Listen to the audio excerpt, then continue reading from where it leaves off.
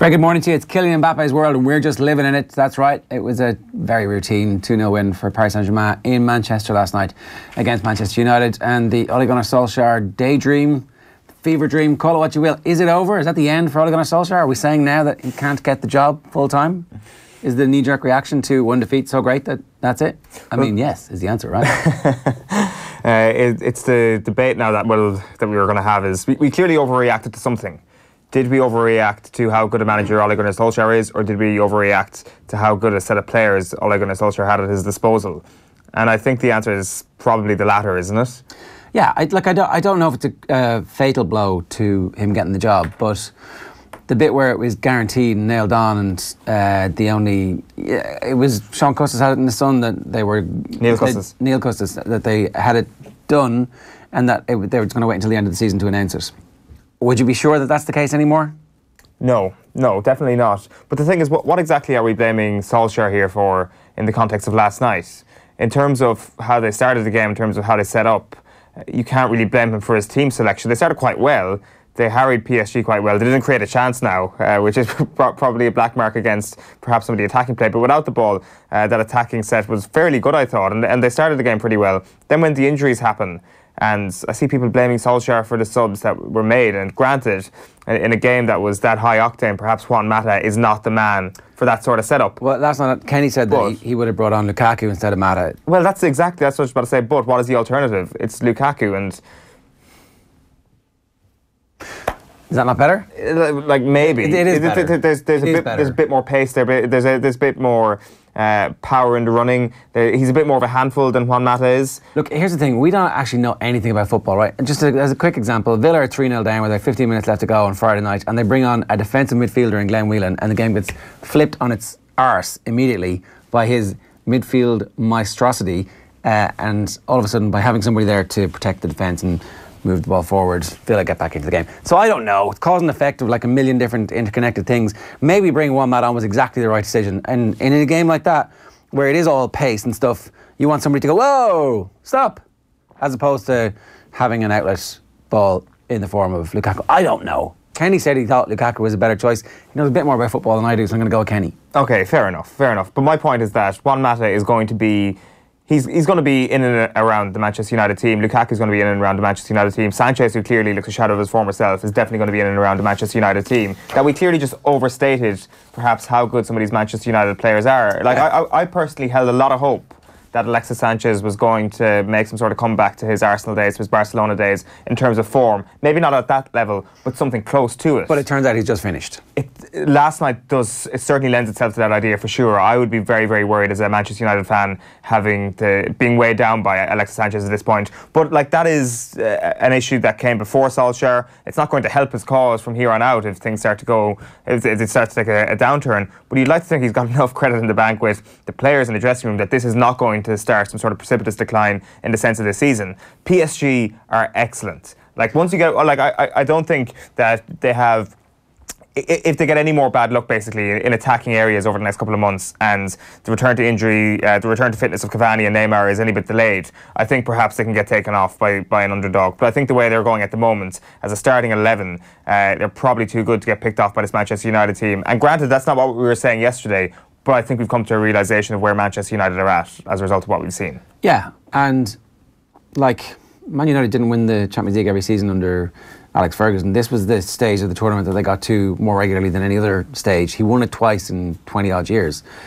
So the basis of giving him the job is that he understands exactly what the team are trying to do, and knows the history and tradition well enough to be able to appeal to the supporters to give him time to build stuff, but also wants to play in a style that reflects the club's traditions, right? It's a relatively straightforward thing. He wants to play attacking football. His defence isn't strong enough at the moment. Yeah. Like when you saw the team that he named, they have to go with that centre-back partnership that went out last night, and Phil Jones doesn't come off the bench. He doesn't think Phil Jones is a starter in the team. Fair enough, he's right. Yeah. Right?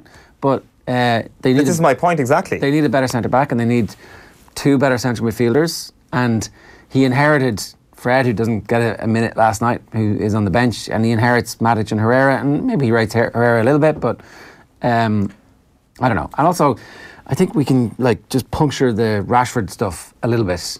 He's a good player at the moment. He has potential, but he is nowhere near the same conversation as Kylian Mbappe. Not close to being in the same conversation. Yeah, that was certainly a bit of a leap. But I do think that in terms of the potential there, he has ridiculously high potential. And like we just didn't see him getting in behind the PSG defence last night. Why that was, perhaps ridiculously high potential suggests he could be as good as Kylian Mbappe. He can't be. He's nowhere near. He's not going to make that conversation ever. Like he's not going to be as good as. I'm not sure I necessarily agree with that. He's not going to be as like that, okay. Now the thing is, okay. So before I get twisted here, my words get twisted here.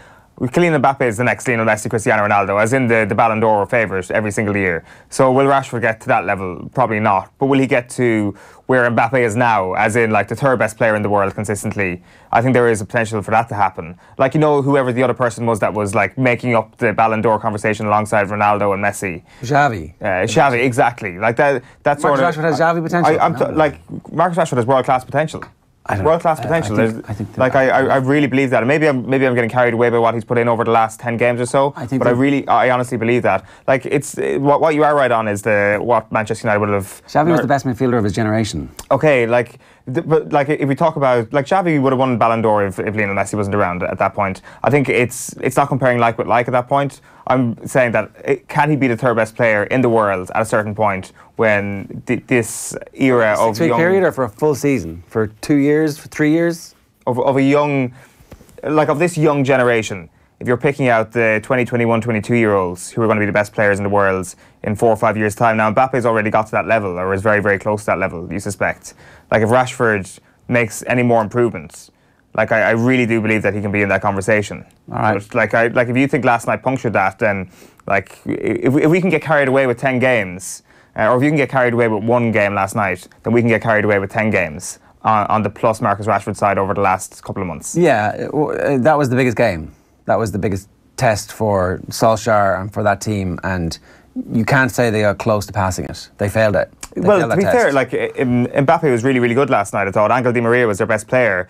Mbappe's performance was helped by Angel Di Maria. Mbappe's performance was helped by the fact that Marco Verratti and Marquinhos were unbelievable last night and really showed that Manchester United were lacking in midfield. Yeah, like marking Paul Pogba out of the game probably didn't help Marcus Rashford's cause last night. I've kind of been backed into a corner here where I'm backing up Marcus Rashford and kind of have to push him as the world's best player at this point. I'm just saying calm down a little bit and just realise that this guy's graph is still growing and his ceiling is extremely high.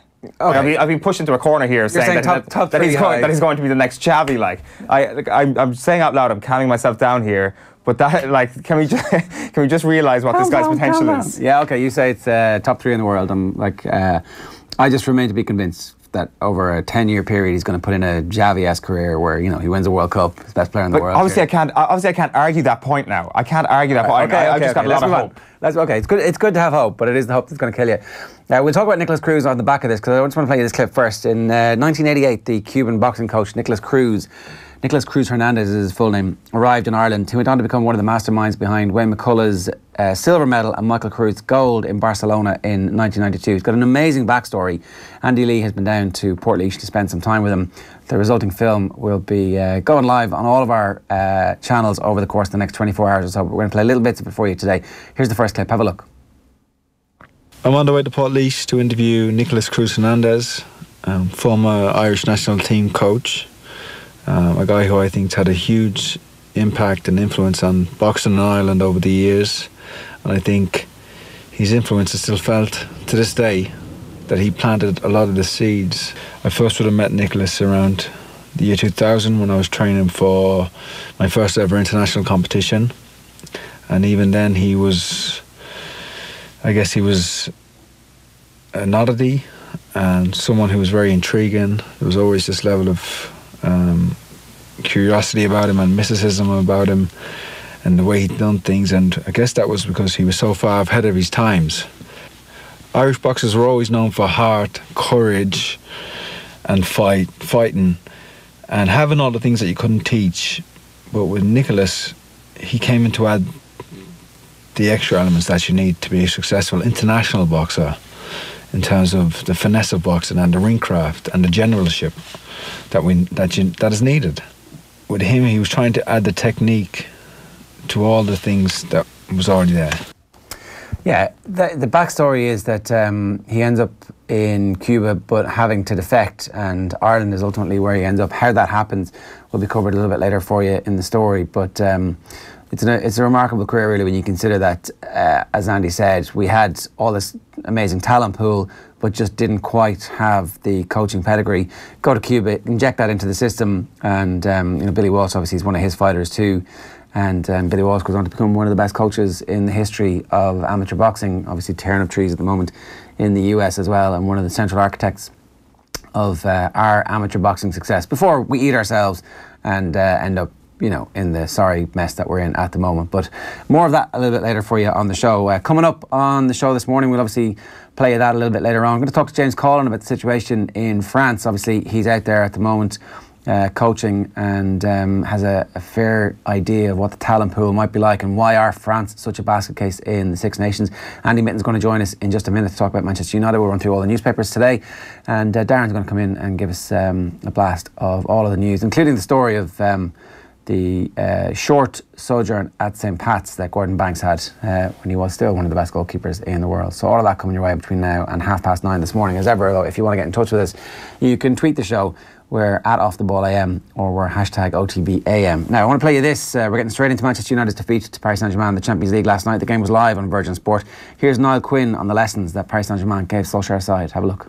Most admirable thing about the performance tonight was no matter how much pressure the United players and those young, fit, energetic United players put on, and they went for it from the start, they just toyed with United. They played the ball around beautifully. They kept possession in the most difficult circumstances, and then when the time was needed, they had the skill and expertise to go and score goals. I mean, that's it in a nutshell in terms of the difference. Man United had none of that. Fair play for their effort. They were gallant, the Manchester United team, but they came up against a crack outfit who, gave them a lesson in some respects in retaining the ball and in, I suppose, showing a strength when they didn't have it. There was no way they were going to be breached, and it was just the difference. I watched United at the weekend, Fulham. They toyed with Fulham, and everything was great, and the United way was good. This is a big lesson. Yeah, it's a big step up. All right, Virgin Media Sport is the new home of European football in Ireland, with more than 400 UEFA Champions League, Europa League, and Nations League games live this season. Virgin Media Sport is exclusive to all Virgin Media TV customers, who can also download the TV Anywhere app and stream all the action whenever and wherever they like. We've seen this so often, really, where a team is coming and gets a lot of praise, rightly, for the distance that they cover in terms of 10, 12 weeks ago. When the draw was made, for example, this would have been a fairly predictable outcome. Not that much has changed beyond the sense of self-confidence and identity that Manchester United have forged over the last 10, 12 weeks. It's still the same groups of players, ultimately, and that's what decides this. Yeah, obviously, when you talk about the same groups of players, when we were previewing this game, you had Jose Mourinho as manager of Manchester United, and you had Neymar and Cavani, who were supposed to be fit for this game. So things had narrowed a little bit between the two sides, and maybe after a couple of minutes last night you were thinking this thing might be on for Manchester United. And you do wonder how different would the first half have been if it were not for the away goals rule. Would we have seen a little bit more of an adventurous PSG? They kind of sat back and were happy enough to play on the counter a little bit at times in that first half. Yeah. And obviously let the shackles off a little bit more in the second half. But the other thing about that is that they're kind of feeling their way into it, because they too probably feel the absence. That's true. And all of a sudden they get into the game and they're like, this is a little bit easier than we thought it was. Exactly. Definitely got that impression off Paris Saint-Germain last night. The atmosphere at Old Trafford, I'll be keen to get Andy's take on that when we get him up in a moment. The atmosphere at Old Trafford last night seemed very interesting. That you could certainly hear the Paris Saint-Germain fans chanting quite loudly. And were they more vociferous than the Manchester United fans? I dare say, it's very hard to tell from actually watching it on television, and also it's easier to tell when a team is winning away from home in a massive Champions League night. So perhaps I'm kind of misjudging that, but it certainly seemed to me that Manchester United fans were in softer voice than usual. Or is it a case where Old Trafford on Champions League nights is just kind of like the Emirates, where it's just a corporate event? Oh, no, I don't think so. I am being facetious there when I say that, but they certainly seemed a lot quieter than the PSG fans last night. Is that not just the way? Maybe it's just the way ultras are and travelling fans are. No, there's so many disparate people, and also there's a nervousness when you're at home, because the burden of expectation is on you. You're the team who's expected to make the running, the one who's expected to be pulling off the the fancy passes and also the pressure game and all the completions and control? Yeah, maybe. I don't know. We can ask Andy about it in a moment. It's just kind of a thought that perhaps they were a bit quieter than last night, but maybe I'm wrong. Like in terms of what else did we see last night? Like the Di Maria reaction from the crowd. Like what actually happened? I don't think they actually showed it on television with regards to Di Maria's celebration to the Manchester United fans. You're just reading about him. Yeah, well, throws a beer at him when he's drinking it. Yeah, but what happened before the beer moment? I think he said, did he say F off to the crowd or something after the goal, the first goal? He mounts back to them, I think. Yeah, and then the bottle throwing happens. Then they have that corner when it is kind of like a wall of sound around Angel Di Maria, and I think the bottle happens then. And then he proceeds to pretend to sip the bottle, which I think was a pretty good comeback. Yeah, pretend. Andy Mitten is with us this morning. Andy, good morning to you. How you doing? Good morning. So, what's your assessment of what happened last night, really, in terms of Manchester United running into a bit of a buzzsaw? Well, they were out by a far better team, with better tactics, with better players. United held their own in the first half, and I enjoyed that first half. It was so different to the Sevilla game a year ago, when Manchester United was so negative, when the crowd was so flat. The crowd was anything but flat last night. The PSG fans were magnificent. They were so loud throughout.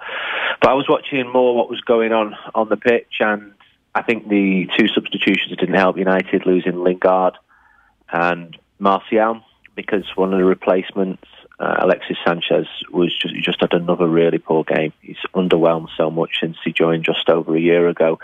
And I spoke to Juan Mata as I was leaving the ground, and not as a journalist, and he just said the first goal did us.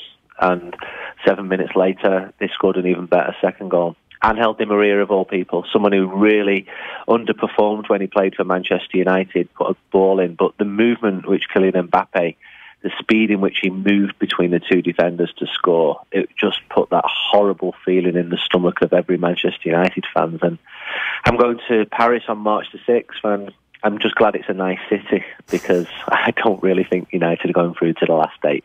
It was a reality check, it really was. And Ole Gunnar Solskjaer, he said as much after the game. He said that that was the level that Manchester United were hoping to aim for. And I get all that, but then I contrast that with the fact that United's wage bill is actually higher than PSG's, but there's still some way to go. But that PSG team, that's been building since 2011, and United haven't been building anything. United's transfer strategy has been very haphazard, and there's been a lot of failures and flops. And the last few months have been really, really good under Ole Gunnar Solskjaer. He's still got a huge amount of support, but he is also expected to get some results against bigger teams. If not PSG, then against Chelsea or against Liverpool in the upcoming matches. Yeah, it was interesting you went to tactics. Well, on the list of differences between the teams, you went tactics, then players. Tactics came first. What would you do differently if you were Ole Gunnar Solskjaer, knowing today what you know, what you didn't know yesterday? Well, I'd like a player of the calibre of Verratti in midfield or Marquinhos. I think, like Juventus dominated against Old Trafford in October, PSG did exactly the same. They soaked up United's pressure, some really nice balls in from Ashley Young, and they limited United to counter-attacks. However, neither team in the first half had too many chances. They were both going at each other, but they were both defending really well. And the two central defenders for PSG, just like Juventus, with Chileni and Bonucci, Thiago Silva was just a colossus. He was fantastic. And when you're playing against the best teams in the world, the top 4 or 5 teams in the world, they've got players like this, they've got partnerships like this that have taken time to form, and United just don't have that yet. They're just not at that level. And I looked at the PSG bench and I looked at the United bench, and Juan Mata's a lovely guy and he's a very, very good footballer, but he just isn't of the class of some of the PSG lads, and they were missing 2 of their very best players. Cavani's lethal, and Neymar is Neymar. He's one of the best free players in the world, but I'm pretty sure that Mbappe is on his way there. I watched him in Paris in October when he scored 4 goals in 13 minutes, and I was just aghast at what I was seeing, at how good he was. And last night, he was rolling the ball in central midfield. At one point, he pulled away from Victor Lindelof, and the Swede, he could just pull him back because he'd just been beaten. And Lindelof's a good player. He's been doing really well, but he's not of the class of Mbappe. Few people are, but it was a bit of a shock for United fans because there's a huge amount of optimism around Old Trafford before the game. Everyone's really been enjoying the football since December. But this was a reality check, and in hindsight, I'm not absolutely stunned by what I saw, but sometimes the heart rules ahead, and going into the game, I think a lot of United fans thought they'd win. Yeah, everything you said there is true, Andy, especially in terms of the personnel that PSG, we now know, clearly just have a better squad and a better starting 11 in particular than Manchester United. So how much blame can Ole Gunnar Solskjaer actually take for last night's result? Well, he's got to take some blame because he's the manager, and if he loses the next 10 games, he'll get an awful lot of blame. I don't think that's going to happen. Thomas Tuchel impressed me, actually. Speaking after the game, he was just flitting seamlessly between French and English, neither of which are his mother tongue. And he spoke about the tactics with an intensity, a sort of Guardiola-like style, whereas Solskjaer talks more of the togetherness of the team, and he says all the right things without saying too much. The most blunt thing he said last night was that it actually comes down to Alexis Sanchez, if Alexis Sanchez is going to improve. And that was as damning as you might find Solskjaer, because Sanchez is better paid than any PSG player, bar Neymar. And when you bring in a player of that calibre on, he should be making a difference. In fact, he should be starting the game because he's such a good player, and he's falling well short. And Pogba, I thought Pogba did all right. Solskjaer said he was United's best player. I wasn't too impressed by him, but he did have 2 or 3 players on him all the time, which is a compliment to him. His sending off was stupid, and that makes a difficult job even harder now, because United have got to go to Paris, and Solskjaer said if we get a goal at half time and we're leading, and I'm thinking, yeah, he's got to say that. We've got to hope for that. And I would have probably said the same thing going to the game in Turin in November. United did actually win that. Can I see United doing the same thing in Paris? Not really. I'd say there's a 20% chance of it happening. What they've got to do now, they've got to finish in the top 4. They've got to continue the good form, and most of the players have been doing really well, and maybe get a good run in the FA Cup. They've already beaten Arsenal away. If they can get a result against Chelsea, that will put the team and the mood back up where it's been. And they've got to be aiming and building towards becoming one of the top 4 or top 8 teams in Europe, because as we've seen the last few years, they're well short of that level. It's interesting what Solskjaer said, as you mentioned there, about Sanchez last night. What's your own feeling on that? Can he get back to that level? Because it certainly looks in the evidence of last night that he really is finished. He's not as fast as he was, and I met him for the first time in 2011 when he joined Barcelona. I met him on the day that he signed, because I was at the training ground to interview Iniesta.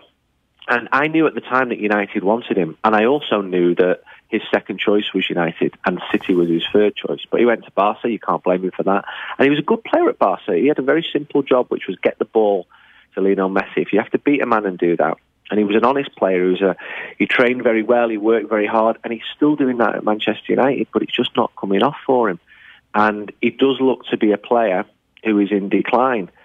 And it's frustrating to see, and sometimes players just don't work out at a club.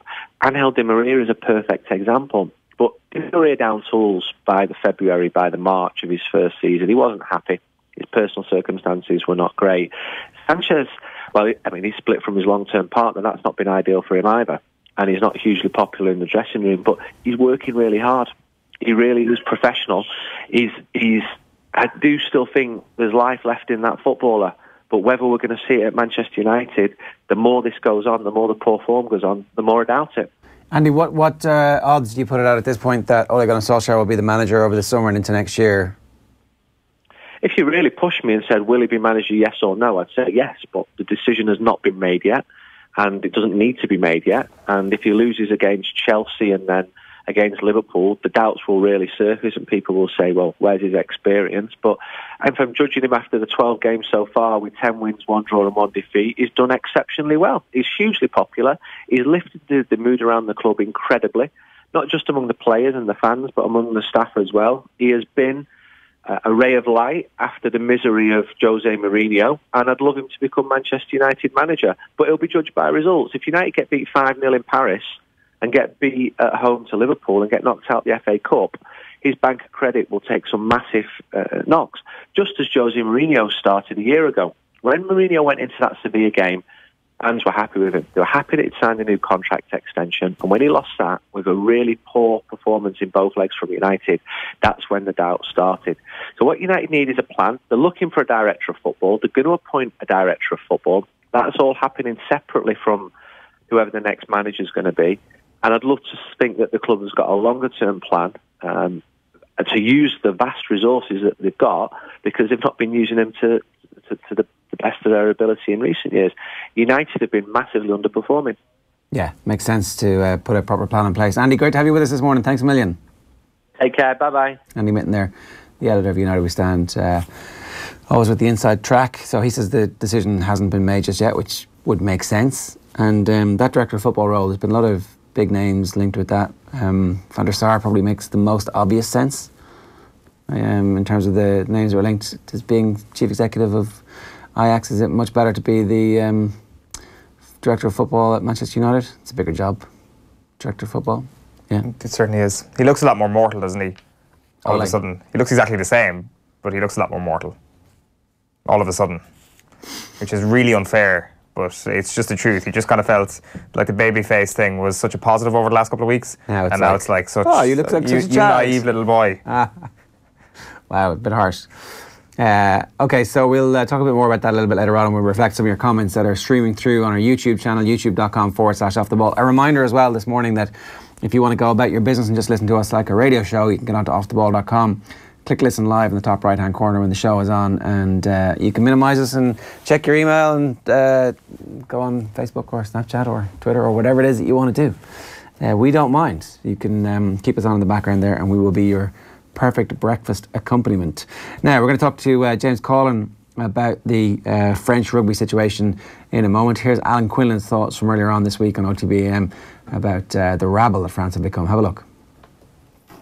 They're shocking, and it's really disturbing to see it, because I tell you, France in the first half against Wales the opening game of the Six Nations, I went, wow, they're back. This is what we all want to see. Even I watched that game. I watched the game. Oh, brilliant in the first half. I couldn't believe the turnaround in that second half of the match. It was unreal. It was shocking, and you know, people. I grew up watching France in the 80s, where they won probably in a 10 or 11 year period 7 or 8 championships, and they're just some iconic players and incredibly exciting players, and then you start playing against them and they have this aura, and you're kind of like so fearful, and then you beat them for the first time and you think they're human and they're normal. And then, you know, with European Cups and stuff like that, when we regularly started to beat French teams, you kind of expose their vulnerability and weaknesses, and maybe their lack of technique and accuracy around certain areas, because they always had this flamboyant way of playing the game. But rugby has changed so much nowadays. If you're inaccurate at the breakdown, you're not organised in defence, you don't have an incredibly good attitude. When I say good attitude, to not just what happens on the field, but your conditioning, your fitness, your detail. It's kind of like onto complete science, the game, you know, and they're just not in great shape, the players. They just don't seem to be fit enough. Yeah, physically or emotionally, they're not in great shape after back-to-back defeats at the start of the Six Nations. James Coughlan, good morning to you. How you doing? Good morning, lads. How are you doing? You're the academy coach in Pau, so you've got a sense at least of what the quality of rugby is like in France from French players. Are the players just not there, or is this like a deeper structural organisational issue? I think it might be a combination of the two, to be honest with you. The federation are trying to organise things kind of half-heartedly behind the scene. You know, they're changing the ages of the Espoir system is like our A competition at home. They want to change the age of that, bring in an under-18 and under-20 competition. And they send that notification to all the clubs, and then all of a sudden, oh, we haven't got the money for that, and it's pulled out from, the rug is pulled from underneath it. I know Simon was in Paris yesterday around the sevens. All the managers of the top 14 were in Marcosi yesterday to talk about the sevens competition, about being able to take players for the sevens competition. But the problem is that at home the federation control the players. Like the RFU have control over who plays and when they play. Here in France, the lads are a week off this week. They could be back playing at the weekend, you know. So it's a combination of the two. To be honest with you, when you watch them play at the moment, I have no idea what their system of attack is. And to be honest, their defence leaves a lot to be desired at the moment as well. Because the Wales game seemed to suggest that there was, I don't know, that first half against Wales, it was like, okay, there's a plan, there's something of an identity, and it looked like there was kind of a not a perfect meld, but at least a throwback sense of, okay, this is how we can do things, and this is the talent that we have. The marriage of those two was going to work well, and away we go, but it fell apart. There's a fragility there, like one error, they missed one tackle.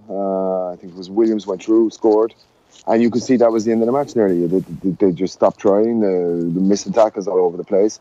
Guys tried to win the game on their own, and for me that's just a sign that there isn't a real leadership in place. I know from being up in Mark Rosie's fellas seem to just walk into meetings a bit late, and when you miss those the details of the international level, then you're going to suffer, and that's what's happening. They're missing small details in everything they do, and then if you do that, the international rugby, you're going to be punished big time. I mean, to think that their back line was made up of Fico, who's been playing centre all year for Stade Francais, he's on the wing.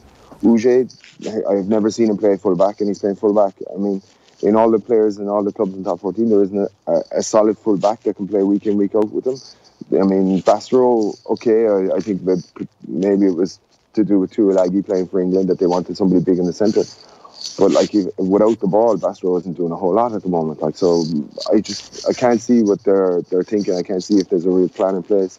There seems to be no cohesion in what their team selection and what they're doing in the game as well. You know, so it's a bit mind-boggling at the moment, to be honest. It seems like that there's always been a stereotype, certainly over the last few years, about French rugby and about perhaps a lack of organisation at club level and at national level. And you always kind of think, oh, these stereotypes are actually just being hammed up a little bit. But it sounds from what you're talking about there that there's actually a good bit of truth in all of this. At club level is very organised, because obviously the professional setups with big budgets, they're looked after well. The lads are looked after. There's nutritionists in place. There's proper SSC in place. The problem is that once you go to federation level, that they only have these guys for 6 weeks, and when you miss the detail at the high level, then you're going to suffer, and that's what's happening. I mean, you look at all the top nations; they have the players, they're in control of. They have a nutritionist in place. They're following a proper nutritional plan. The French team don't have a nutritionist. That's left down to the club. So, I mean, when you're missing the detail behind the scenes, then they're going to miss the detail on the pitch, and that's clear. I mean, Julien Bonnier was a fantastic player. He's never coached anybody. He's their line-up coach. You know, Sébastien Bruno has finished 2 years. He's in as their scrum coach. I mean, when you look at the weekend, no line-out, no scrum, no ball. The defence was a shambles. I mean, there's a lot of questions to be asked at the moment, because the players, I know from watching the players week in, week out, the players are capable of so much more. It's just whether they actually have they're in an environment where they actually want to work for each other, because it doesn't look like that at the moment. Yeah, you could see from the table there, obviously, that it's looking pretty grim for France at the moment. It's looking pretty good for England, obviously riding high with 2 bonus point wins. Those bonus points are going to end up being important at the end. Wales with 2 wins, and they'll be very disappointed that they didn't get the bonus point victory the last time. So England with a 2-point lead at the top, Ireland, fourth on 4 points.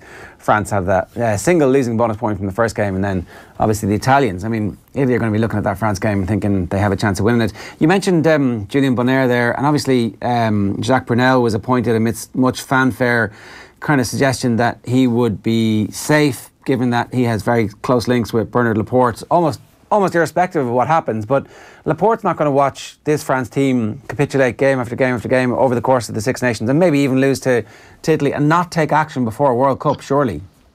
No, I think you leave him till the World Cup. I think the World Cup is what the plan is. I think there won't be a change in the coaching setup until the World Cup.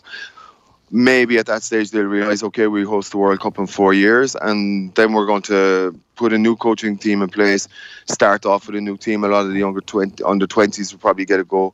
It's like Intermac gets the start against Wales, and then he's taken out of the team against England.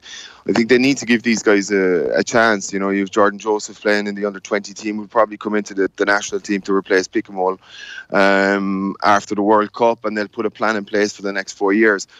otherwise, it'll just be the same thing. It's all results based, and it'll be one year after another. You'll have a different team match after match, and it's kind of hard for them going into hosting a World Cup and not having a plan for the next 4 years in place. I can't see that happening. Has there been a change in attitude towards the national view of the France national team over the past couple of years, James? Because, like, say, if you look at rugby in Ireland over the past few years, I think there's more people watching the Irish national team or feel associated with the Irish national team due to success. And I presume in France, when you look at what they've done on a sporting context over the past couple of years in terms of becoming one of the world beaters in football, winning the World Cup last year, that there's more of a support for them at the moment. Is that taking from the rugby team? And I guess the rugby performances, is that taking away from the support of the national rugby team? I don't think so. I think that the days out in Paris are a big thing here. You know, regardless of what your club is, you know, that there's a kind of history of everyone makes the trip to Paris, or they go to Marseille to see them in Marseille. There still is that big support for the national team. The problem is that the players aren't really backing it up, or whether the coach or the federation aren't backing it up at the moment. But I don't think they'll ever lose that national, you know, that national support, the national pride. Obviously, the top 14 is on week in, week out on the telly, so the Canal Plus are following everything. So that there's still a great appetite for rugby, but the issue is just results. And when it comes down to it, it'll be money based as well. If they're not filling stadiums, if they're not having good results, then, you know, partners behind will go, well, you know, we'd rather follow a top 14 club than following the French team, you know. Yeah, I mean, it seems like it's like a high wire act, really, that the French national team needs to really improve very quickly, or else that battle is going to be completely lost, and it's almost impossible to see it coming back. No, it'll be very difficult. If you lose that, then it'll be gone, because they'll tie into 3, 4, 5 year contracts with big clubs like Stade Francais or Racing. Partners will know that they're going to be on the telly every week. They know they're going to be followed on Twitter, on Instagram, and everything. So when players taking photos themselves in change rooms after the game with the sponsor there, that's what they're looking for. They're looking for that exposure. So if they do lose that battle, it'll be very, very difficult to get it back at that stage. Is it nailed on that the next French coach after this is going to be the guys at Racing? Is that just like accepted as truth, or are there loads of different candidates that we're kind of maybe a bit unaware of? I don't think so. I think Pierre Mignoni in Lyon has done a fantastic job. Very, very organised, very structured. I think somebody like that, or the lads in Clermont as well, have spoken about. But the thing is, you just don't know. Like Laporte might get somebody in his head. I think we need them, and then he goes for it, and that's it, you know. But I honestly, if I was, I know a good outside bet for me would be Pierre Mignoni, to give him 4 years and say, structure everything here, get all the young lads playing, get all our, we're going to lose a couple of games to Six Nations, we don't mind. We're going to go for a 4 year plan, and we're going to be ready for the World Cup. I think that it'd be somebody like that who'd be very structured and knows his own head and will go for it like that. I think that's what they need, and hopefully that's what they'll go for, somebody of that ilk. How are things going to Po for you? Yeah, we're you know, the professional team, we're won last a couple of weeks ago against Perpignan. Big block of games coming up now with Toulon, Cast here at home, and then Agen at home again. So if we can win the 3 of those, we'll be in a good spot. And the Espoir team are top of the league, so it's going well. It's going well. And there's plenty of talent there. That's the other thing. Like this kind of sense. There is. Like the young fellas coming through. We've 3 or 4 fellas. On a weekly basis, we have 15 academy lads training with the pros, and then you have 3 or 4 lads who are in the team regularly. So it's good. It's good. We have to keep plenty of work to do, though. We're just getting ready to go on the pitch now ourselves. Yeah, well, we'll let you go and train, James. Thanks a million for taking the call this morning. Cheers. No problem. Thanks again, lads. See you. James Coughlan there, about to go training with the Espoirs at Po. Very good with his time this morning to explain how the hell it happened in France that they became a laughing stock of the Six Nations. I'm glad we're not the laughing stock. I'm glad they're the laughing stock. How did it happen? They were just very French. Very French. For decades, though. Yeah. It's been a lot of, it'll be grand. And it isn't. No. That's what made us kind of begrudge them previously. It's like, it's also effortless for them. They're so bloody good. And then suddenly the effortlessness was actually real, and that led to kind of a lack of results on the pitch. Like, Quinny on Monday was almost leaning towards comparing them to Italy, or saying that Italy are almost a bigger threat than France at this stage, which is a really grim place to be in from a French rugby perspective. Where's that game this year? Where do they play each other? Do you know? It was in Marseille last year, wasn't it? That was the game in the Velodrome? Oh, was it? Yes, so it's Italy-France in the Stadio Olimpico on Paddy's weekends, the last weekend. The weather's generally pretty good by the time that rolls around. Stadio Olimpico, though, is too big. isn't it? That's where Lazio play. Yeah, well, what do you mean it's too big, as in? They used to play their games that other little small stadium, which is a brilliant place to go and watch rugby because it's small and it's tight, and obviously your fans are as plentiful as theirs. And you could walk back into one of the big squares and eat Italian food and hang out. It's nice. We can do that around the Olympic Stadium anyway. Like, if anybody's going to Italy to watch Six Nations, I'm certainly not feeling sorry for them that they've got to go to the Olympic Stadium instead of whatever the alternative used to be. It was old and class and cool. The Olympic Stadium. Oh no, hang on, am I right? They've been using the Olympic Stadium for a while now. Yeah, that's 72,000 capacity, so not quite the. What was the old stadium called?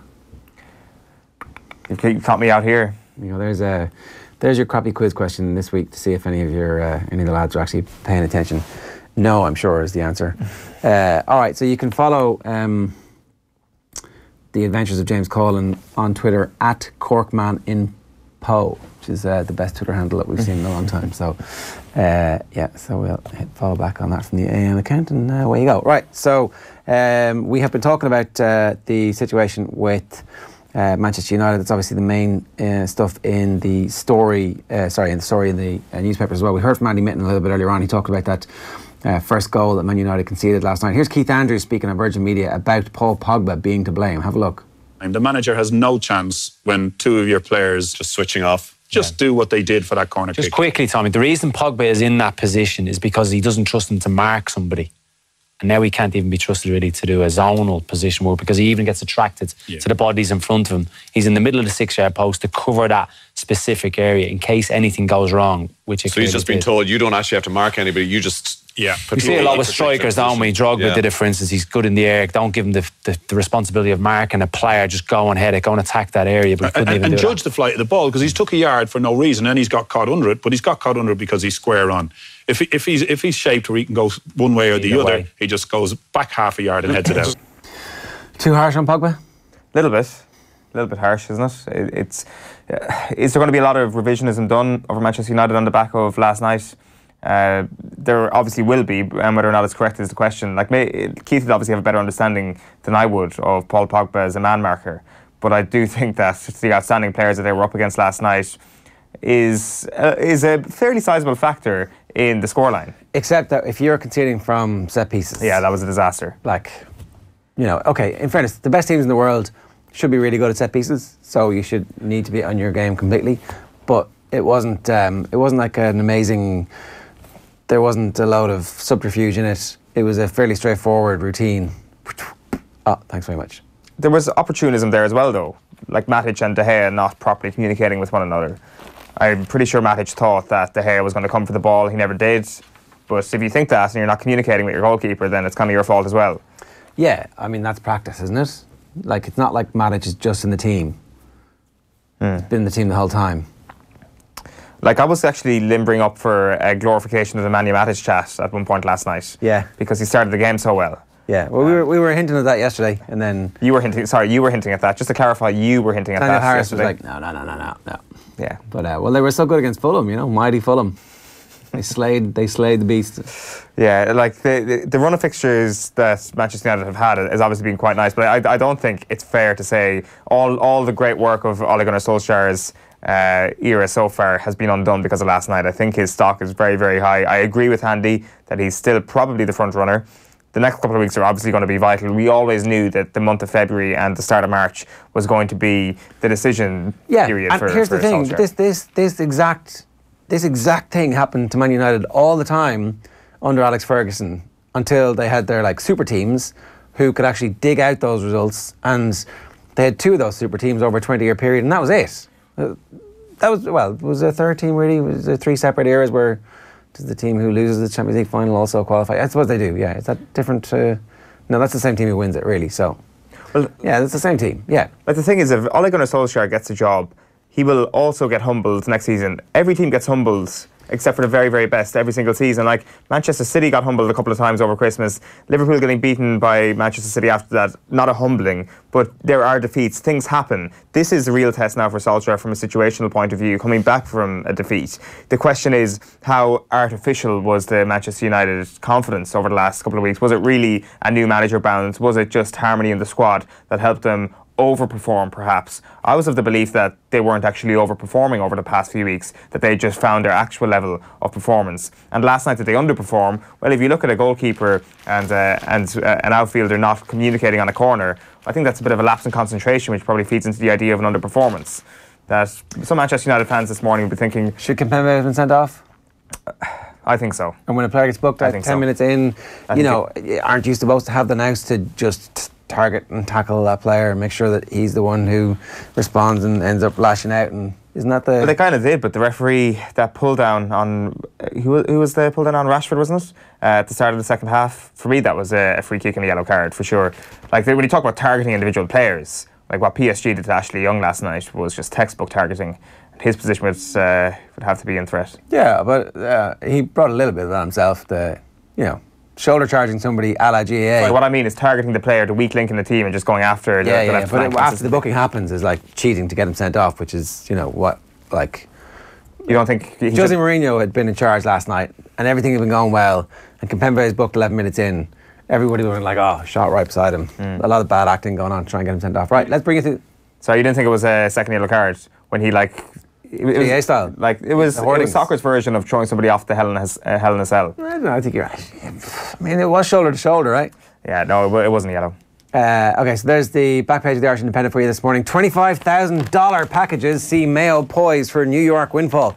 Let's see what the response is like to this. So, the Mayo GAA International Supporters Foundation Black Tie Gala will take place in the world-renowned Cipriani Hotel on Broadway on the 3rd of May. This is...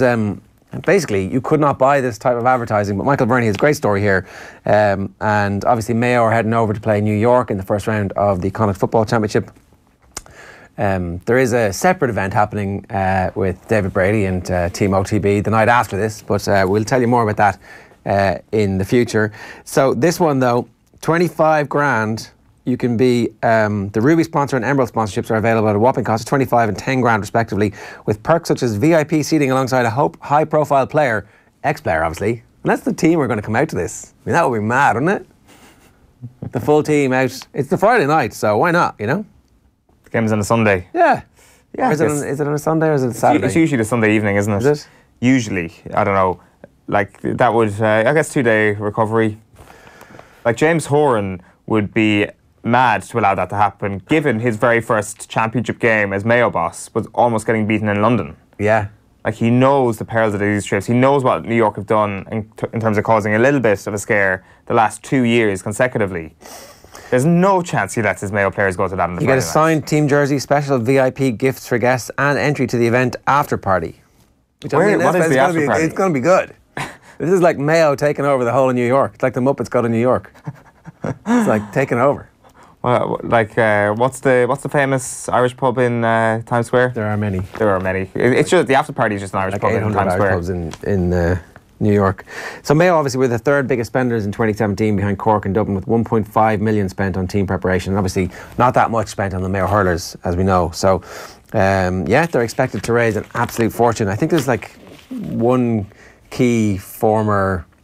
So there's one key American who's an Irish American whose ma left from Mayo in when would that have been, like the 30s or 40s, and he's the key driver behind organising this. So, but when the GPA do this, it's a scandal. It's an outrage.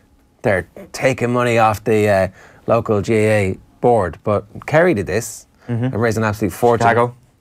Well, they did it in New York as well. But they made a big wedge in Chicago. Like how much? I don't want to get my figures mixed up here, okay. But there was the New York one I heard was like helped to pay for the entire team preparation. The Centre of Excellence. There was involved in so counties are doing this, and there's no comment from the New York County Board saying no, you can't do it, because remember, all of the teams in New York are bankrolled to a massive amount.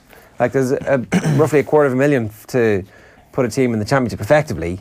In New York is what the lowest amount that you'll be spending on preparations would be. So anyway, New York, America, rich, Mayo, not rich, Mayo gone over to take some of the money. I have no problem with that, do you? No. FAI expect All-Ireland clash to survive launch fiasco. We haven't talked about this yet. The FAI expect a new All-Ireland clash between the champions of the Republic of Ireland and Northern Ireland to go ahead, even though the announcement caught clubs on both sides of the border by surprise. So Fran Gavin mentioned it yesterday at the League of Ireland season launch, and then the IFA came out and said, well, that hasn't been agreed yet, so, you know, until everything is agreed, nothing is agreed, I believe, is how talks between bodies north and south generally goes. United's bubble burst, Mbappe stars and Pogba sent off in bruising first defeat for Solskjaer. The red card for Pogba was really annoying because, like, there's no chance now. Not that there was, but Kieran Marion is coming back is the rugby story in the back of the Times today. And cricketers hit by county ban. Nick Royal has this story that the England-Wales Cricket Board could be acting in breach of UK employment law by classing Northern Ireland-born Ireland internationals as overseas players in English domestic cricket from next season. So the sports lawyers are on the case, which I think will probably be good for Irish cricket to have more players playing county cricket in England and classified as non-overseas players. Defiant Dortmund can hold firm at Wembley, so that's a preview of tonight's game. We're back. Racing makes a welcome return to Britain today. Cheltenham is just around the corner. It's time to banish those flu blues. The racing poster on board with the cheerleading this morning. Angel torments the Red Devils. Angel torments Red Devils. So Di Maria shows bottle as PSG outclassed United. Great ad for Heineken as he's pretending to sip. So Tommy said earlier the order of events was gets abused, takes corner, goal is scored, bottle thrown. Thanks very much, and then FU. All right. God, I got that mixed up. I thought it was FU before bottle. I mean, you might be right. Don Lennon also writing about France this morning in the paper, and Kieran Shannon has a bit of a love letter tribute to the coaching maverick John Morrison, who passed away, I think it was yesterday. There are a lot of love in GA circles for the late great John Morrison. No olays for Ole as sunshine turns back into grey skies, because it's Manchester, it's always raining, right? And then United's Paris mismatch we've already spoken about, and then there's match previews and also about stories about Gordon Banks. Gordon Darcy in his piece today is talking about France as well, and then the Irish Times have the news that Gary Ringrose should also be fit in time to return for the Italy game, so it'll be interesting to see what the selection dilemmas or otherwise are for that. Is Henshaw going to be back for that? What's the story with Robbie Henshaw's injury? I don't know. Like if everybody's back fit, there is still questions about what he goes with. Does he go back experimenting again? Does he go back with what he feels to be his best midfield? There's plenty of questions, and I'm sure they'll come to fruition if Henshaw is back fully fixed. It looks like, as you say, Guy Ringrose will be. Just a couple of the other back pages this morning. The back page of the Irish Daily Mail goes with reality bites. Pogba sees red as PSG inflict a first defeat on Ole. And also, speaking yesterday, Paddy Cullen says Croker gives Dubs advantage, which seems like a fairly mediocre thing to say, except for nobody actually really comes out and says that the Dubs get an advantage from playing in Croke Park, except for people who hold a deeply ingrained anti-Dublin bias. So let's just see what Paddy Cullen says. He says, there is a definite advantage in Croker, no doubt about it. Everybody knows it. The dogs in the street know it. But he forgot to say, that certain Dublin fans don't know it. Back page of the Herald is Paris ruin Ole's run. Unbeaten record ends as 10-man United crushed by PSG. And you've also got that FAI story, jumping the gun on cup plan. The back page of the Sun is disaster. Angle bottled as Pogba sees red in United meltdown. And you've also got Chelsea. Blues eye Zidane as Sarri loses backing. So if you look at this on the back page, if you're considering, picking up a paper, if you just have a look at the cliff notes, it says talks have advanced with regards to Zinedine Zidane. So they're actually speaking to Zinedine Zidane, and then you actually open the newspaper and you read a little bit more and talks have advanced this week over when they should make their move. So there has been no move made. There are no talks with Zinedine Zidane. So don't worry about that story for the time being. They're interested in Zinedine Zidane at the moment, as every club who look to be getting rid of a manager should be. Back page of the Mirror is disaster as well. Brutal reality check for Ole as United flop. Angel masterminds shock at Old Trafford. And then finally, the Irish Daily Star is red and buried. Solskjaer's United outclassed by PSG. But most importantly this morning, the big GA story is on the front of the Irish Daily Star. GA hero saves burning woman at Mass. All-Ireland star puts out fire with bare hands. Not sure if you've seen this story. I saw a bit of it. There's great detail in the Irish Daily Star this morning. What type of candle was it? Well, let me explain to you. So Donald Reid, an All-Ireland winner with Donegal in 1992, who was also part of the backroom team in 2012, was at his local church, St Patrick's Church in Killygordon, County Donegal. There was a healing mass, basically, on Monday morning. So he was about 4 rows behind an elderly woman when he noticed a small light coming from the hood of the woman's coat. Donald soon realised that the woman's coat was on fire after she had brushed up against a holy candle. What type of candle? A few seconds earlier. A holy candle. What type of candle is that? I presume it's a... How is it holy? What's it? Well, blessed, of course. You put in your 20 cent and then it's holy. You give it money and it's blessed. That's how it's a holy candle. Have you never lit a candle? Have you never lit a candle for anybody? Did you never light a candle yourself? No, don't. Don't let them ask what he said. Scared of frightening the woman by shouting, Donald was left with a dilemma, but he knew how to act. He rushed to the woman and began to pat her coat down in a bid to fan down the flames as the woman's coat began to ignite. When he managed to put out the fire with his bare hands, Mr. Reid then took the woman's coat off. I just noticed the light was on the woman's coat and realised it was actually on fire. It was soon getting worse, he said. Mr. Reid was left with burns to his hands from the flames, but said he was okay afterwards. Hero of the week, Donald Reid. Saving lives. Winning All-Irelands and saving lives. It's the life I want to lead. Yeah, well, I mean, he's got the stigmata now, does he? With the burns on his hands? Well, that's true, and they'll start appearing in other places now as well. That's the price to pay when a holy candle tries to get somebody. Well done to Donald Reid. Who knew going to Mass was such a dangerous thing? Well, I think we all knew. All right. There's one other thing, sorry. Can you pass me the Irish Independence?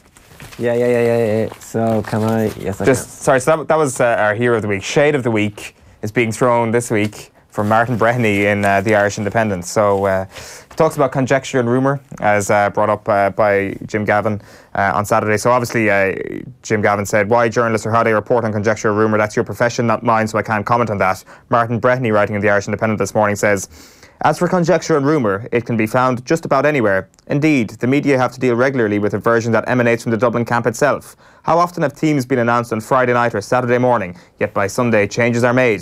It reduces the announcements to the status of conjecture and rumour as far as the public are concerned. Strangely enough, Dublin don't make any issue about that. But then again, they wouldn't, would they? Given that they themselves are behind it. There you go. Let's move on. England's legendary goalkeeper Gordon Banks passed away yesterday morning at the age of 81. David Priest joined the football show last night and gave us an excellent technical breakdown of that iconic Gordon Banks save against Pelé. Even in the first instance, when the cross is coming from Jorginho, he's got tossed down at his near post area, so that's where he's placed. And once the ball goes beyond him, now he's got a little bit of a chance to look up and recognise what's happening in front of him, and he makes up a lot of ground going across his goal. And the one thing that stands out for me is the fact that he doesn't just go with his momentum. It could be easy just to gamble and see and think that the ball's going to go down to his right, and use the momentum that his pace has built up to cheat almost and gamble. But he doesn't do that. If you just look at the footage, he just pauses slightly as Pelé is about to head the ball, so it gives him the best chance of saving a ball that's going in any direction. That brief pause, and then he's got to try and get himself going again, and as the ball goes down to his right, the ball's just behind him. And that's the crucial part of the save, that it's technically imperfect. So as a goalkeeper, you always get taught to dive forward towards the ball. Now the ball's already behind him. He's lucky in a way that the ball, that Pelé has been able to generate a lot of pace on the ball, and the fact that there's a lot of pace on the ball helps him, because he's just got to get some sort of forward motion with his hand towards the ball and use the pace that's already on the ball to lift it up over the bar. Of course, he's in that moment in time, he's just trying to save the ball. He's not thinking about all this as he goes on. It happens too quickly for him to really to take all this in. But it's 2 hours of training and preparation. That's when your instincts take over. It teaches your instincts to take over. Yeah, goalkeeping guru David Priest giving his blow-by-blow breakdown of the Gordon Banks on Pelé save. Also doing his digging on Gordon Banks and his career in Dublin was Darren yesterday. What did you find out? Yeah, it's some great stories, Ger. I mean, he made so many appearances for Stoke, for Leicester, 300 for Leicester, 200 for Stoke. But the one appearance for Pats is the one that really got Irish football fans talking yesterday. It came in 1977. What happened was their regular keeper, Mick O'Brien, was out injured. They didn't have him available for the game. So the manager at the time was a guy called Barry Bridges, who used to play for Chelsea. He went over to England in search of a goalkeeper, trying to find someone for this game, coming up with Shamrock Rovers. He was unsuccessful. He was heading back to Dublin, having having not found one of his mates to play, and he bumped into Banks, who was at the time semi-retired. He was living over in Florida and he was travelling to and from. So Banks volunteered himself upon hearing the plight, and he kind of had a quip Bridges saying, well, sure, Gordon, you're 40 and you've one eye. And he goes, I can see the ball just as well with one eye as I can with two. So he agreed to play. There was a fee of £500 agreed. Wow. He came over. That was huge money at the time. Yeah. I mean, the gate takings for that night were 2,200. Right. So he got nearly a quarter of the gate just to play the game. And he wasn't a spectator. Anyone who was at the game on social media seemed to remember that his save from Eamon Dunphy's volley is just as good as his Pelé save. That was the general consensus among anyone that saw it yesterday. There was a piece, I didn't realise it was Giles's Shamrock Rovers. Yeah, he was the player manager, and it was the first game that they had lost since he became the player manager. It was his first setback. And there was an own goal, was there? The first goal, yeah. Yeah, so there you go. Dan in the Irish Independent this morning was writing about the fact that Banks's handlers had to kind of, tell him to look elsewhere when they were driving past Richmond Park initially, so he wouldn't know that was the venue. The Pat's website had an absolutely brilliant kind of oral history with Barry Bridges, who at the time was explaining how it all came about, and he mentions they were walking by Inchicore, Banks slept in a spare bedroom, and they were going by Richmond Park, and he decided, you know what, I'm not going to mention to him that this is the ground. I'm just going to keep it quiet. We'll say nothing, and hopefully he won't notice the next morning when we get there in the brightness. But Banks did notice it, and he remembers it as this. When Banks actually spotted that's the place that we were there yesterday, we walked into the ground, and you had to walk through a bloody great iron gate to get into the stand and the dressing rooms. And we walked through, and he looked at me, this is Banks, and said, "You bastard, what have you done?" From that moment on, though, he was different class. He treated the whole thing as if he was playing for England. He walked in and he shook everybody's hand and made everybody happy. He told them, the 18-yard box is mine, even if I've only got one eye. It wasn't a good save, it was a great save. I can vividly remember the second best stop that World Cup winning goalkeeper Gordon Banks ever pulled off.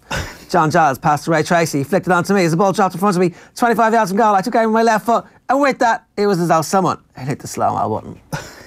That's it. The eyewitness account of history. The eyewitness account, the one from Barry Bridges on the Pat's website, is brilliant. We've kind of condensed the information into a solid chunk of 700 words where it's easier to read. It's on the website offtheball.com. It's a great story, it's fascinating, it's well worth reading, and it's just so many characters of the football world all aligning. It's a wonderful piece of history. Anyone know mountaineering slang? Anyone go to mountaineering slang? Why do you climb a mountain? To get to the top. Because it's there? Yes. The easiest it's Christmas cracker joke material, although I've never actually seen it in a Christmas cracker. No, it's somebody famous. George Mallory. Oh yeah, it's not actually a joke, it's actually an inspirational phrase, isn't it? He climbed up to the top of the mountain and was asked, why do you climb it? Because it's there. And that's what Ole Gunnar Solskjaer has basically done. He's channeled his inner George Mallory, because he says even though Manchester United have a mountain to climb in the Champions League, they would be happy to climb it. The Red Devils teetering on the brink of elimination after losing the home leg of their last 16 tie 2-0. To further compound their misery, Paul Pogba was sent off. The caretaker United boss feels Pogba's red was harsh, but he remains positive that they can upset the odds and climb the mountain. You can see that we've not played games at this level for a while, and we'll have to learn from this experience, because it was one of these experiences that you can go either way. It's not going to be a season-defining one for us. It has to be one that we're going to learn from. And of course, Paul Pogba misses the return as well, which is another blow. Yeah, it is. He's trying to get his body across, and Alves is clever enough to put his foot in there so he hits him. So from the side, I know Paul wants to just shield the ball, then he's unlucky and hits him on the knee. So where does this leave the tie? You've got a mountain to climb in Paris now. Yeah, but mountains are there to be climbed, aren't they? Because you can't lay down and say this is over. We're going to have to go down there, believe in ourselves, play a good game, improve from today, obviously. But today, of course, was a kind of a reality check on the level from the top teams. Now, Manchester United could face disciplinary action from UEFA after a bottle was thrown at Angel Di Maria. The Argentine international was mercilessly booed by the home fans at Old Trafford. He also ended up crashing into the perimeter wall after being cleaned out by the United captain Ashley Young. Probably lucky to stay on the pitch after that was Young. A fan from the home end threw a bottle at Di Maria as he went to take a corner in the second half. The former United midfielder did take it as a joke. He even pretended to take a swig from the beer. UEFA are unlikely to be so forgiving. The incident is expected to be included in in the referee's match report with a fine or even a partial stadium closure likely to be due after missiles are thrown in the game. That's usually the punishment UEFA will hand out. They might close a section of the ground. Well, Spurs are preparing to take on Borussia Dortmund in the Champions League later. Eric Dyer missed the last game, a 3-1 win against Leicester with the virus. Eric Lamela was out with a back injury. Both returned to training with the squad yesterday ahead of the first leg of that last 16 match. Left back Danny Rose out with a shin injury. Striker Harry Kane and midfielders Dele Alli and Ben Davies remain sidelined. Jadon Sancho is likely to be included in the starting 11 for Dortmund. The Englishman scored the opener in their 3-0 win over Hoffenheim over the weekend. Thomas Delaney has warned the English media, though, not to overhype him. Now we're here in England, and you're world famous for hyping your own players. So we try to keep him on the ground, because no doubt he has a big future in front of him, and he will make great things. But it takes hard work. It takes taking everything seriously. Wasn't a good night for Martin O'Neill and Nottingham Forest. He's not happy that they were denied a win after they conceded late on against West Brom. Jay Rodriguez scored a last-minute penalty to salvage a 2-2 draw at the Hawthorns. O'Neill felt it was a dive. He confronted the referee, who admits he made a human error. Bristol City are up one place to fifth after coming from behind to beat QPR 2-1. Second bottom Bolton got a much-needed win with a 1-0 victory away to Birmingham. Rotherham came from 2 down to draw 2-2 with Hull, while Millwall and Sheffield Wednesday played out a goalless draw. Steve Bruce blamed a kit clash for that result. He said both teams had a colour clash with the strips and forgot how to pass to each other. Well, I suppose we have 2 competitions that are being announced today, and one is the That's the FAI's Director of Competitions, Fran Gavin. We're going to hear from him in a moment. It looks like he's jumped the gun once again. The FAI's plan for a cross-border Champions of Ireland contest has been thrown into doubt. Fran Gavin announced plans for an end-of-season 2-legged clash between the SSE Electricity League Premier Division champions and the Northern Ireland Football League champions. But officials in Belfast released a statement claiming they were surprised by the announcement. They said, "We look forward to consultation and receiving further detail regarding this opportunity, which we will consider with our member clubs." Now, here is Fran Gavin. Well, I suppose we have 2 competitions that are being announced today, and one is the champions. We'll play the champions of the Danske Bank Northern Ireland Professional Football League at the end of the season, and I think that's a welcome one there. We'll have further announcements of that in a couple of weeks' time. Yeah, this game to North feeds us out as well. Like the Satanta Cup was around for years and it was a great competition. It stopped for a few years as well, so it's the first time that we've had something like this in a number of years. Yeah. How did the deal come up and how will it all work? Well, I suppose it's something over the years the clubs have been saying to us, is there any chance of the Satanta Cup coming back? And because that's what it was known as. And I think this initiative was between the FAI and the IFA, and initially it'll be the champions and for the first couple of few years, and it may grow, we don't know, but I think it's just welcome that it's a welcome return for it, and I think it's good to see it really is. Yeah. Now, a West Indies cricket player has been charged by the ICC following an incident with the England captain Joe Root. Shannon Gabriel was warned by the umpires for the language he used on day 3 of the 3rd test. The comment was not picked up by the microphones, but Root's response was, and people are deciphering exactly what was said to Root. He responded by saying, "Don't use it as an insult. There's nothing wrong with being gay." Gabriel has been charged with breaching the ICC's Code of Conduct under Article 2.13, which relates to the personal abuse of a player. Good stuff, Darren. So last night we heard the incredible story of Irish para-athlete Paul Keoghan, who survived a massive stroke at the age of 17 to go on to compete at the Rio 2016 Paralympic Games after just 2 years preparation. Here's Paul's first memories after suffering that stroke. What's your first clear memory of being told what is dreadful news? Yeah, that's the scary thing. When you have a stroke, doctors can't tell you. It's very hard for them to know what kind of a recovery you're going to make. So, obviously, they need to be relatively bleak, I think, just because they can't be too optimistic. They can't give you a false sense of security, or what's the phrase I'm looking for? A sense of false hope. Yeah. But I remember, I was told I wouldn't have the attention span for my leaving cert, because, it's not only physical, the chances were there was cognitive deficits there as well.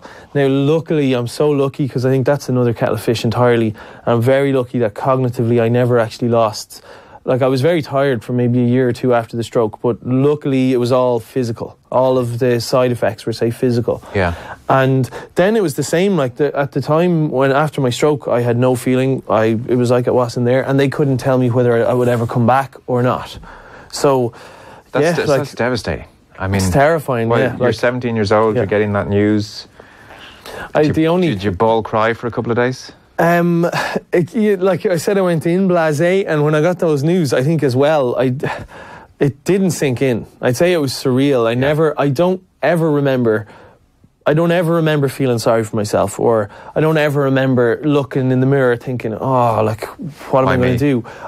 Like, the only memory I have there is I remember, you know, the little pots of jelly you get in the hospital. Whenever you get them, you always get those. And I remember thinking, just sitting there thinking, this was about 2 weeks after I had the stroke, and my feeling had started to come back into my arm. And I remember thinking, I'm not going to eat any food unless I feed it to myself with my left arm. I remember just sitting there for like 5 or 6 hours trying to eat this little pot of jelly, and like, sure, it just all ended up on the floor. Like, I didn't get near it, but that's the only clear memory I have. Like, yeah, it's a pretty amazing story, and you can watch the full thing back on our YouTube channel. That's youtube.com/offtheball. And as we've been letting you know all week, this Valentine's Day, you can show some heart by donating to the Irish Heart Foundation. You can go over to irishheart.ie/donate to leave a donation. So we're turning on to our next piece now. In 1988, Cuban boxing coach Nicholas Cruz Hernandez arrived in Ireland. He went on to become one of the masterminds behind Wayne McCullough getting a silver medal and Michael Carruth taking home gold at the 1992 Games in Barcelona. Here's Andy Lee explaining the impact that Cruz had on Irish boxing. I'm on the way to Portlaoise to interview Nicholas Cruz Hernandez, former Irish national team coach, a guy who I think's had a huge impact and influence on boxing in Ireland over the years, and I think his influence is still felt to this day, that he planted a lot of the seeds. I first would have met Nicholas around the year 2000 when I was training for my first ever international competition, and even then he was an oddity and someone who was very intriguing. There was always this level of curiosity about him and mysticism about him and the way he'd done things, and I guess that was because he was so far ahead of his times. Irish boxers were always known for heart, courage and fighting and having all the things that you couldn't teach. But with Nicholas, he came in to add the extra elements that you need to be a successful international boxer, in terms of the finesse of boxing and the ring craft and the generalship that is needed. With him, he was trying to add the technique to all the things that was already there. Okay, let's hear from Nicholas Cruz himself. Here he is explaining what it was like to come into the Irish boxing setup in the late 1980s. Nicholas, thank you for agreeing to do this with us today. Thank you for welcoming us into your home. Just to go back to the start, I guess, when you arrived in Ireland in 1988, what was the landscape of Irish boxing at that stage? Well, I was in need of a little bit of guidance and showing of skills of how to teach boxing. That was all. Because the Irish boxing tradition was there. The fighting spirit was there. There was no lack of that. There was great determination, both from coaches and boxers. The only thing that was lacking was just the methodology to teach the elements of boxing, the basics of boxing. That was it. So all the Irish boxers, great courage and determination, and But at that time, when I came here in 1988, that other element of tactic, strategy, cleverness in the ring, that was missing. I'm sure you sparring and displaying it went a long way to change their minds about their attitude, but did you find there was a lot of resistance to that, to having that approach to more finesse of boxing? Absolutely. And it goes back to the tradition of okay, I'm a boxer, I'm a man, I'm tough, and I'm proving that, I'm making that point all the time. But my point was with them was, and I actually used to say this as a motto, say, okay, make sure you get your hand up at the end of the fight. You get your hand up as a winner, no matter how. If people say, oh, he did this and he did that, and he was looking, at the end of the day, what's the name that goes in the book as a winner? That's what you want to get. Okay, so at the 1992 games, Michael Cruz beat a Cuban to win his gold, and after that, Cuba didn't want any of their coaches helping other countries to take medals off of them. And Cruz returned to Ireland in 1996 to coach Irish fighters, but was stood down when Cuba contested his involvement with the Irish team, which left Cruz in no man's land. And this put him in a pretty dark place, which he explains to us in this next clip, but he got through that and now works in the Midlands prison in Portlaoise, teaching boxing, yoga and Spanish to inmates. The reason for you not travelling, were you vetoed by Ireland or by Cuba? By Cuba. The Cubans actually wrote a letter or sent a letter to the president of the Boxing Federation to the Irish Amateur Boxing Association, asking them to drop me off the team.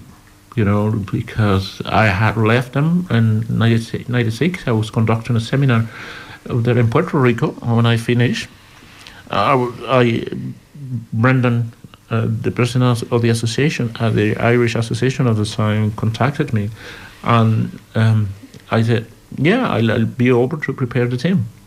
But that didn't go down well with the Cubans because they wanted me to come back to Cuba after having done the seminar in Puerto Rico. But besides that, they didn't want me to come to Ireland anymore. And the reason was because Michael Cruz beat a Cuban in the final in 1992 Olympics.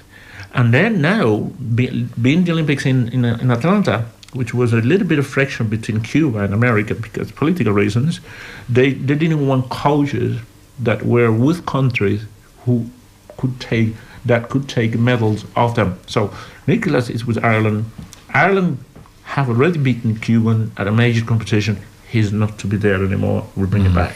So they got very annoyed with me because I came over, and you know that was what generated a lot of problem after that, and my frustration in terms that I couldn't be with the Irish team. And at that time it was just like, come on, what happened? Is the association taking order from the Cuban? And you know, I really got very emotional, and I started thinking a whole lot of things. You know, why are they doing what the Cubans are asking them to do?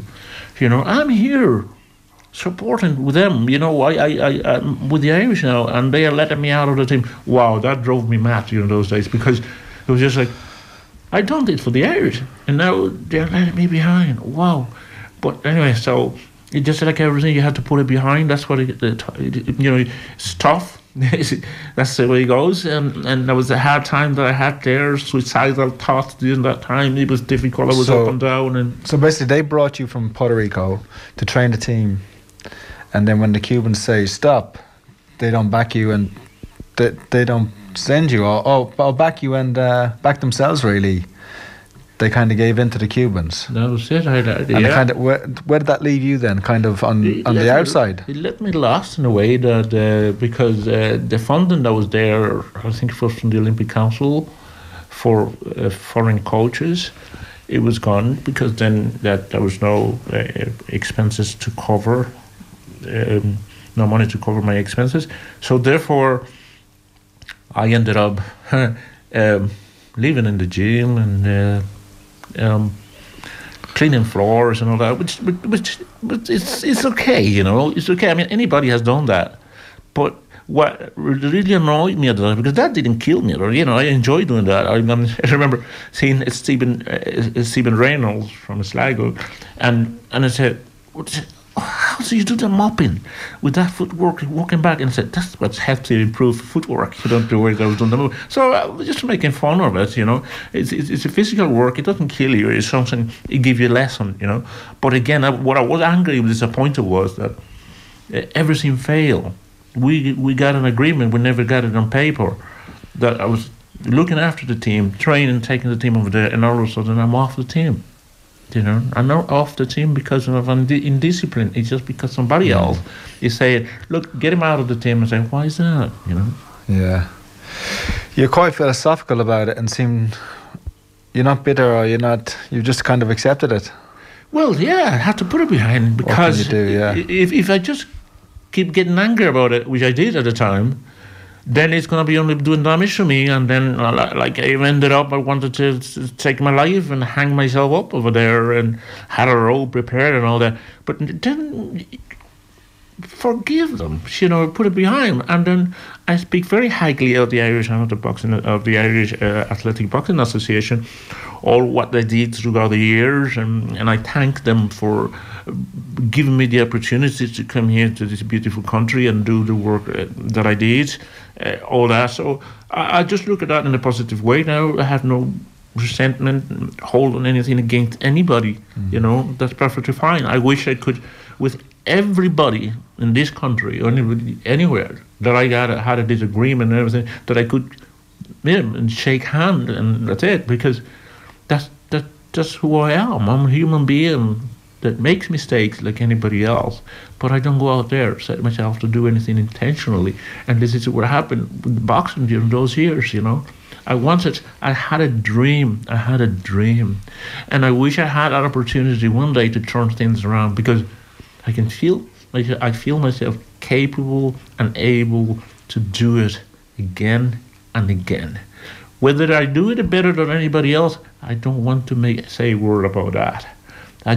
What I have, the things that I have, I know how far I can go, because that's what it is. That's what got me in my country, whenever I work with any boxers there as well, and here, and the ability that I know. I mean, there's a big 90% of the work needs to be done mentally with the athlete of any sport. If you get that part right, then it's very difficult to stop. You spoke about the power of psychology, the mentality of a fighter and of a person, and it's all in the mind. You spoke to me earlier about being in a dark place. You mentioned having a rope. Anyone can find themselves in a dark place, and we've all been there. But how do you pull yourself out of that when you've gone to those dark places? And what's your method, or how do you find the strength to pull yourself out of that? It's very difficult. It's not like 1, 2, 3 or something that you will find in the book and like a rule that will apply to everyone. It will be all different. It will be some, So one thing is just what we just set in the mind as a goal. What do I want? Do I really want it to come back? So that desire to stay and to be good for humanity, to provide something, to go to work, that then becomes in an incentive that will motivate you to come out. But otherwise, if it doesn't exist, that drive, then you're floating there, you're wandering around in the water, but you have to get yourself grounded, like thinking, I'm going to come out because I'm going to be useful to these people, to the others that are there. I'm going to help them. I'm going to do my best. So when then there's a desire, there's a strength there from inside. It's just like a divine force that will bring you up from there and help you bring you up. Giving back, is that your role now in terms of working in the prison system? Is that what you see as giving back? Giving back in the classes and everyone that I come across and where I work. You teach yoga, Spanish and boxing? And boxercise, yeah. And so that is just everyone to me is a human being. I just call them my students, and then I feel so joyful as well working with them and seeing that I can help them come out of a difficult situation, or having a talk, or work out with them in the class, and I feel that they are happy to come back again, and then I feel like I'm okay, I'm doing good with this, and so I see the progression in the class, just like that, in terms of emotions, how they are responding, because I already know that they are in a difficult situation. That doesn't matter how difficult my situation could be, I'm not where they are. So it is more difficult for them where they are there, and what may come after that, what's there looming in the future for them. So in their present tense, walking in front of them in the class, I'm going to make a difference. This is what comes in my head every time I walk into a classroom with them. I say, I have to make a difference. Brilliant stuff there between Andy Lee and Nicholas Cruz. And for anyone affected by that discussion around depression and suicidal thoughts, you can contact Pieta House on 1800 247 247 or the Samaritans on 116 123. And the full 30-minute interview is now available as well on youtube.com/offtheball. And that's pretty much all we got time for this Wednesday morning on OTB AM. The Gaelic Football Show is next up here on our social channels. It's live today at 12:30. Off the Ball on the radio then tonight from 7 o'clock. Armagh footballer Jamie Clark will join Joe. And we've also got an interview with Gary Ringrose, so a pretty good show coming up there, which will also include live updates, of course, between Spurs and Borussia Dortmund in the Champions League. We're back here on OTB AM tomorrow morning from 7:45 AM, and we've got a good show ourselves. Kieran Donaghy and Ronan O'Gara are going to join us. We'll chat to you then. Bye-bye for now.